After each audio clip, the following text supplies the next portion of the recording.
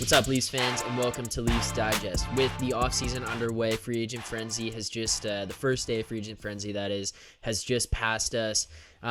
There's some kind of important things going on with this Leafs roster as we look forward, and one of the key things that I think we have to look at here, which is honestly brought to my attention by Steve Dangle on the Steve Dangle podcast, is free agents that the Leafs continue to lose. There's obviously a couple that went this year, but I never really understood how overwhelming of a number it was.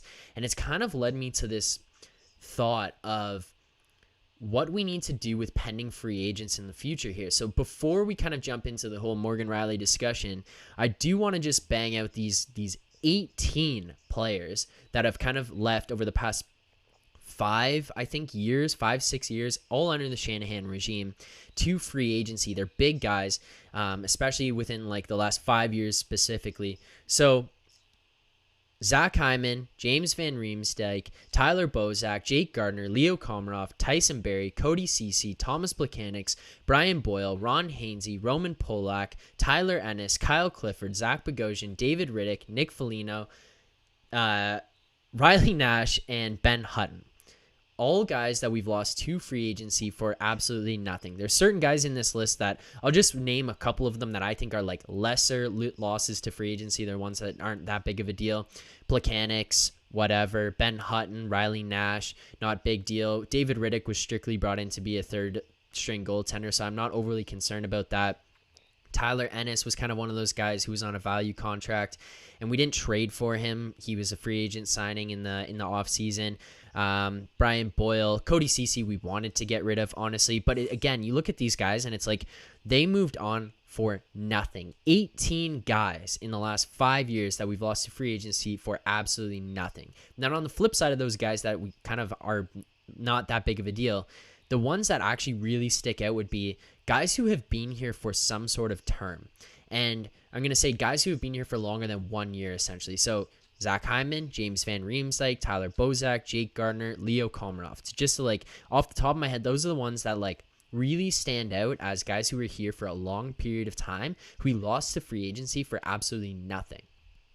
Yeah, and the Bozak, JVR, and Komarov ones are really weird because I can somewhat understand it in the past 2 to 3 years where it's like, okay, you're still pretty young, but ideally you have a shot at winning a cup. When those guys were sort of the top dudes on the team, like I really don't get how you have that asset management mishap because at that point, you're not going to win a cup. So when you're in the final year of a contract, you got to be realistic and you got to get assets back in for these dudes. I don't understand it. Now we're handing out draft picks like it's nothing, and we're not getting anything back in these free agency talks. It's ridiculous. Yeah, and part of the thing too is like one of the terms that's kind of been floated around in the last little while, and I wouldn't specifically say, 5 years, and this is why it's happened with these guys, but like it's been a bigger conversation piece within at least the last 5 to 8 years, is the term own rental. And it's a guy who is a free agent come the end of the year. It's the guys that you normally go out and get at the deadline for not that big of a acquisition cost because they can come into your team and make a difference come playoff time. But 18 guys as an own rental, and some of them, I think it's like a list of 7 here: Plekanec, Boyle, Clifford, Riddick, Foligno, Nash, Hutton.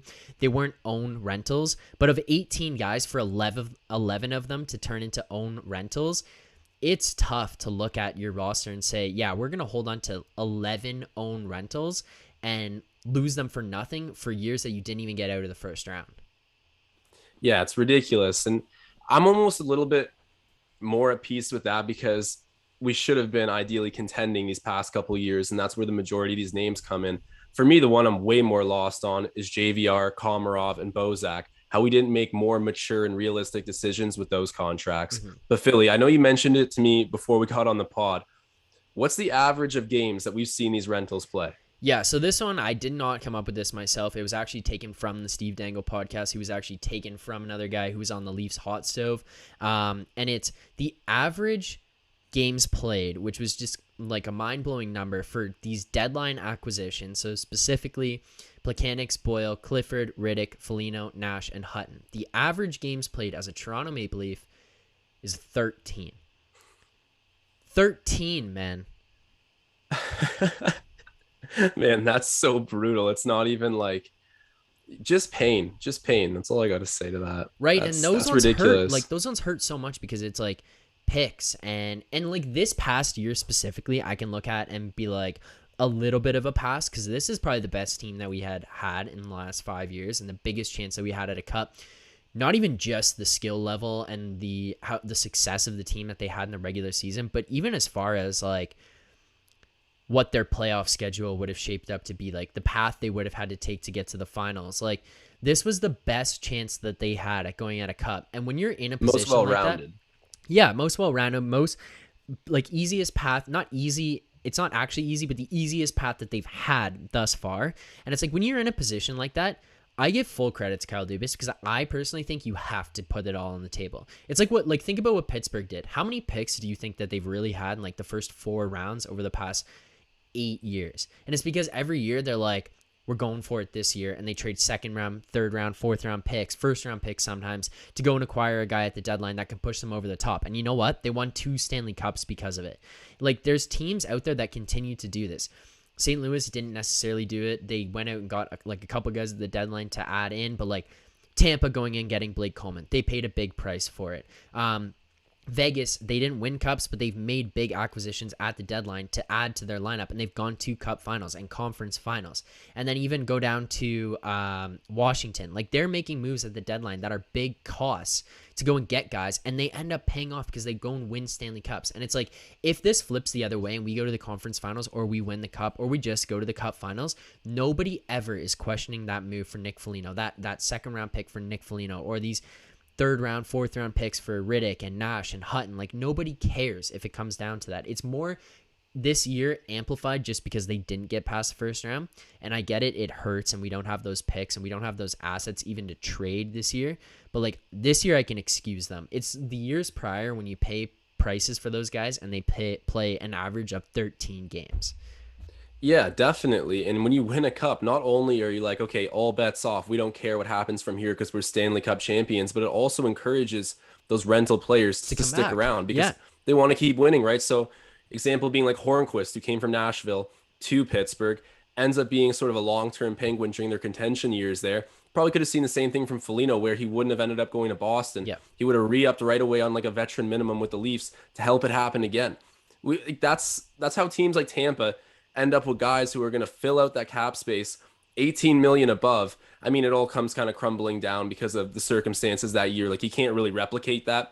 Dudes need to get paid, but man, when you have a winning culture, people will gravitate towards that and they'll give up stuff to make it happen. Yeah. No, I agree. But this leads us to like the big point of this conversation, and it's that this is something you and I have talked about previously in episodes that we've done before, and it comes down to it more because it's the off season now, and it's more glaring after hearing this list. But like, I think it has to be time to move on from Morgan Rielly. I know that there's trade talks out there of Dermott or Kerfoot or whatever the case may be, but I think now more than ever is time to move on from Morgan Rielly with 1 year remaining on his deal, going to be a free agent at the end of this season. We cannot afford to lose this guy to free agency for absolutely nothing. I just can't see it.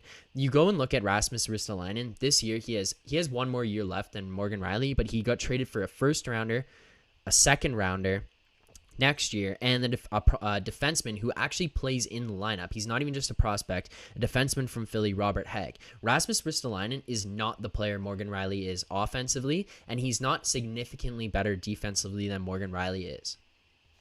Okay, but that trade package that came back for Ristolainen, is that what the Leafs need right now to win a cup? Is that kind of trade package return going to be what a team, and keeping in mind the fact that Ristolainen had 2 years left, it is a pretty big difference for a team looking to contend every year in their prime. Is that type of trade package, if we'd even be lucky enough to get that for a rental player, is that going to be something that Brendan Shanahan and Kyle Dubas look at and say, thank God these are the final pieces? Because when you get rid of a Morgan Rielly, who at 5 million a year, doing everything he does, is actually a really good contract. I know I'm dead afraid of seeing another guy leave for nothing, but when you're this close, it feels like in theory, I'm more of the opinion that we need to keep him because you're not just going to go trade him 1-for-1 for another top defenseman in his last year. No. And you need to draft these kind of players, right? Like you're not just going to You're not just going to get them for nothing, or you'll need to move a William Nylander type player to get it. I just don't see us moving Rielly for a trade package that helps us contend right now. I think my thing though is that you could move him for a package like that and probably a little bit better because he's a better player and he could go to a team that's going to be contending now, and he's on a $5 million deal for one more year for that space. It opens up like $5 million in cap space that you can use to go and trade Kerfoot or Dermott for another defenseman and a player. Like you could even move Morgan Rielly for a top 6 forward to play on the team right now, even if the guy's on like a 2-year deal. But is that like a net positive when we already have loaded up our top 6 with so much money invested in? And then our blue line, who's been notorious. I know it's been fixed and reversed a little bit now in the past season, right? That's why we're saying it's the most well-rounded team we've had. Will we kind of regress to a team that has great forwards, but nothing to offer on the blue line? And then all of a sudden, that's all the buzz again in Toronto that we don't have proper defensemen to make a deep playoff run. But is Morgan Rielly a proper defenseman? Like, I don't think he's very good defensively, and that's what we need.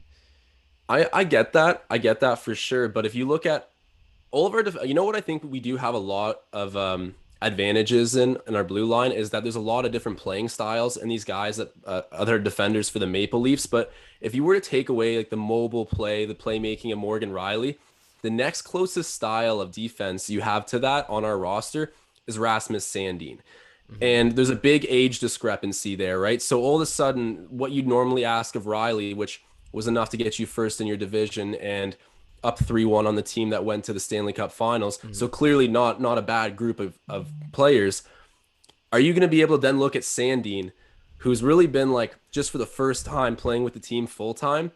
Are you going to be able to look at him and say, fill these shoes? Because I don't know. Like I still feel semi-comfortable with the group we have, but the idea of losing another guy for nothing, I agree. It eats away at me too. But to get back that first defenseman that I'd want, you might need to put Morgan Rielly, maybe Ilya Mikheyev, and then another draft pick there to get something back that'll actually benefit us this year to contend. Okay, but here's my counter to that of Sandin filling shoes. Who played on the Leafs' first power play this year? Sandin. Right. And who had that role? Morgan Rielly. Right.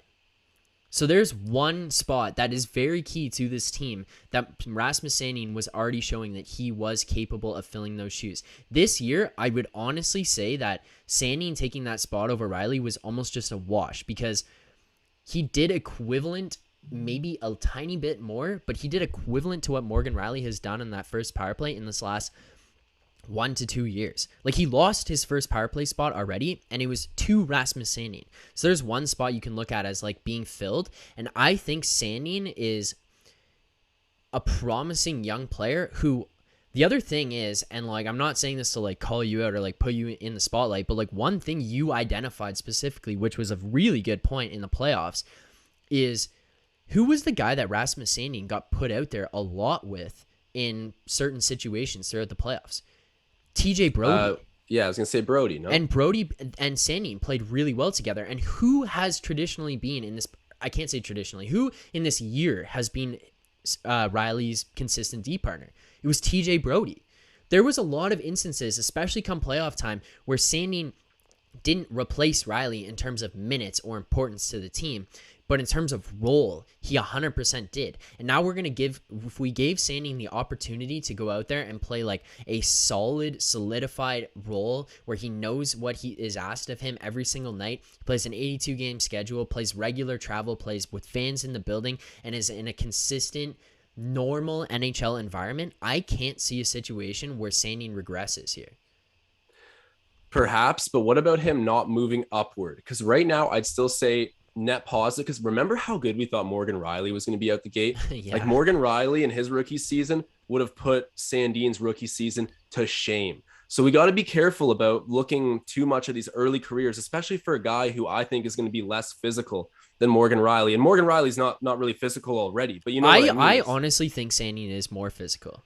I think Sandin's good at wearing it, and it's impressive, but I haven't seen Sandin really like be a bruiser defenseman. I think he's learned to protect himself, which is a nice adjustment, but I just don't see him like laying it out there. Neither does Morgan Rielly, but all I'm saying is like similar skill sets, right? That's the whole point of what we're arguing about here. But if we're going to oversample Sandin's rookie year, well, let's rewind to Morgan Rielly's rookie year, because Morgan Rielly's rookie year made him look like he was going to be the next Norris winner. Okay, but let's say right now, Sandin is offensively equivalent to Morgan Rielly.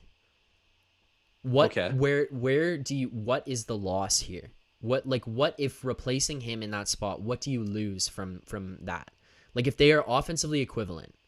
So hypothetically, if we're going to say they're offensively equivalent, I Yeah. mean, I'm going to need to see it from Sandin for another year to say that like fully. Mm-hmm.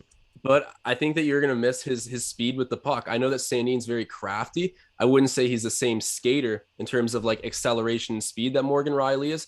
And Morgan Rielly's going to have more feel for the game naturally from being in the league this long, with this group this long. I feel like the veteran presence is going to do a lot more. And the power play thing, it is what it is. The whole like first power play unit just needed to be shaken up. I wouldn't even take it too personally to Morgan Rielly. They needed different types of looks, and that can come in a lot of different ways. But I'm still of the opinion that I don't think I'm comfortable letting Sandin fill those shoes unless Morgan Rielly's return is going to be another defenseman to play in your top two. See, I would like the situation where Sandin, this is just kind of like how I would almost see it playing, is like Sandin moves up to Rielly's spot. You put him in that role and you ask a little bit more of him, give him some comfortability in a consistent lineup. And I think part of the thing is that I think he's better than a third defensive pair like guy. He's better than that, but he's not going to fit into that second role because it's going to be consistent in terms of the chemistry those two guys have of Muzzin and Hall. So he's going to either play like first or third. So if he moves up to the first, Dermott stays your 50, and it allows you to slide in one of the three guys that the Leafs have there in Liljegren, and then the two guys that they just signed on free agent day, Alex Biega and Carl Dahlstrom. So Biega, right D, 5'10", 198 pounds. He's a really good penalty killer, and he's played 241 games in the NHL, 750 Ks. Probably going to be a Marley guy, but has the opportunity to go up. And then on the other hand, Carl Dahlstrom, lefty, 26 years old, 6'4", 231 pounds. Like, this is an opportunity to have a big guy slide in there, play that left side with Dermott or play the right side, whatever you have to switch them around. 750K again. He's only played 64 games in the NHL, but he's a big body that can move in and out of that lineup with those other two guys that I've just mentioned, Liljegren and Biega. So if you move that up there and you're able to acquire I would say 4 through 9 guy, because I would say like if the guy would play on the second line or the third line, if you can acquire one guy like that to fit in there and move out that Rielly cap without just having to acquire one of those 4 through 9 guys via free agency, I think that that's a win because you get something in return for Rielly and you allow your defense an opportunity to grow. You allow Sandin the opportunity to grow, and I would think you replace Rielly with Sandin up there as almost an equivalent on a cheaper deal. Okay. You know what? Hypothetically, that could work out. A lot of things just depend on the Yeah, it's chemistry. like And the perfect whole. scenario, I guess, really is what I'm throwing out at you. But No, I get what you mean though, and there's validity to that. But I'm also looking at it from the perspective of what was separating us from winning last year against the Canadians. Was it our defense? no, I don't think it was our defense. But this is where I'm saying is like, I think it was the forwards, which if you specifically the top 6, specifically the top 2, right? Because I can't even, again, like, I Yeah. can't even say, you can't include Tavares, so it's not the top 4. You can't say the top 3 because Nylander played exceptional. So it's Yeah. Matthews and Marner. But if you fit a guy into the top 6 there, it alleviates pressure on those 4 guys, essentially. And that's where I'm saying is like, if you can move him and you don't take a negative, let's say it's not even a positive, okay? Let's say it's a flat wash and your team is Right. even, but your forwards your defense is essentially even. I would tend to agree with you that it might be a little bit of a negative, but I wouldn't say it's like an astonishing negative if Sandin can jump to that role. But if you can have a wash or a slight negative, but your forwards can grow like exponentially, and you gain something from a guy you're going to lose to free agency 1 year from now, I'm taking that as a win. But right now he is our best defenseman. Like I know Sandin, ideally, I guess TJ Brody is best at the job of defense. But when you look at well-rounded traits and experience with this group, I would still say our number one is Morgan Rielly. And I know he's not a great number one. We've had this conversation before, right? Morgan Rielly's sort of like a bootleg number one, but he can still play that role on a good team. I'm just looking at it like he is a value contract at this point compared to what guys are getting paid on the open market right now. Mm-hmm. He's got 1 year left, but we would, if it came down to it and we didn't have a bootleg number one, we would go pay $5 million this year to get a rental like him, even though we've had our bad experiences with Rielly on the roster. And when you put Johnny T back up into the top two lines, that might be enough of a push to get the forwards. And you also don't have him, get basically KO'd on the ice in front of his whole team, just completely screwing up the momentum of game one. I just feel like it was such a weird first series. And then the Canadians' run from there was just even more odd. Just a whack year, to be honest. And I feel like we're going to get back to regular NHL type play and scenarios this upcoming season. And hopefully everyone can stay healthy. And if that's the case, I do want to hold on to Morgan Rielly because we felt really close. I think the forwards were the issue. So to dissect a long time part of our blue line now, which is for the first time in forever looking solid, I don't want to do that yet. If Morgan Rielly's lagging behind as our number one still midway through the season, yeah, let's ship him out as a rental. But like right now, like would you like to lock up Morgan Rielly long term? I know you said to me earlier, if we can lock him up long term, then I think it's definitely an asset we need to move. Yeah. But long term, what do you look at him as being paid, and what kind of term would you want to give him if you're the Leafs? If you're the Leafs, you'd probably want him around what he is right now, between like 5 to 6. The thing is, look at what Dougie Hamilton just did. Morgan Rielly's 27 years old. Probably pretty equivalent to Dougie Hamilton, if not better in terms of points. Dougie got paid. And Dougie Hamilton got paid I think it was 9.3 mil or something like that. Maybe it was just flat 9 mil. But for 7 years. And if anybody's going to be looking for Morgan Rielly at 7 years, $9 million outside of the Leafs, even if it's 8 plus, which I could honestly see him getting in the open market, I can't see the Leafs affording that. I can't see a scenario where they get it back. Me neither, which is why I think you take a guy with that market value on a good contract. Like, let's just admit it. Like it's crazy what we've done paying out Marner, Yeah. Matthews, and Tavares. I mean, it kind of had to happen. Yeah, I don't even think nuts. we can include Nylander in that anymore because Oh, I no, think Nylander's Nylander's so valued. And honestly, I'd take Matthews out of it too because I don't think you can not pay Matthews what we did. No, I get that is exactly my point too. Is like these guys, they kind of making what they deserve outside of maybe Johnny T, but we'll see how he does when And he comes Marner, back. in Johnny my T, opinion. yeah, you know what? Regular season's a different talk, but yeah, compared to what he's done in the playoffs, maybe it is a little bit ugly to look at on paper at the moment. I'd agree with that, but hey, I'm just saying we have a very forward centric payroll. And with that being the case, and your best defender is on a bargain contract, looking at like he could get Dougie Hamilton money in free agency, and you want to contend next year, keep him, in my opinion. Yeah, like I understand in terms of like keep him, he's at 5 mil and like you need that, but I guess part of it is just like if you're trying to bolster the forwards and you're not going to significantly damage the defense in terms of play, like take chemistry aside, but if you're not going to significantly damage the defense in terms of play, overall skill and quality, how do you bolster this forwards without losing a guy like that? Like you have to move you're not going to get a great forward in return for Alex Kerfoot. You're going to get cap space, but right now there's not that many free agents out there that are available that can play in that top 6 for like the money that we have, really. Like I don't know, I guess it's more of just like if Rielly goes, you could get somebody in return who could play in that top 6 and opens up that space and significantly bolsters the forwards, makes the forwards a lot better without significantly damaging your defense. It's just a hard hypothetical to play with, really. It is. And like, let's say that John Tavares was never on the Leafs. Like, let's pretend that he didn't get injured in game 1. Let's just rewind and keep him out the whole series and then pretend like he was never even there. Yeah. So it's like we went through with that team. We're like, okay, crap, we need another guy playing in our top few lines there. And all of a sudden, you got enough cap space to sign Johnny T. Would we be here talking about how Johnny T was the final last missing piece to a championship team right now? Because I feel like I don't want to excuse the Leafs. Like what they did was embarrassing. But at the same time, man, like maybe Johnny T will come back as the answer. I mean, we put the C on him and everything. It was a weird momentum swing having him go down like that. Yeah.